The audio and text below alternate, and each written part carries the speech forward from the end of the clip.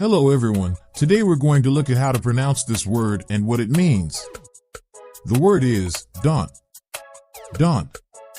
Daunt means make someone feel intimidated or apprehensive.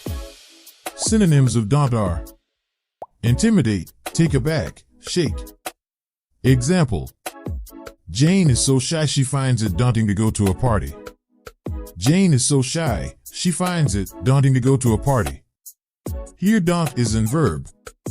And verb is one of the 8 parts of speech. A verb is a word that expresses action, state of being, or a relation between two things in a sentence. Example: She plays cricket every day. David and Sarah are going to the movies. See you in the next video. Bye.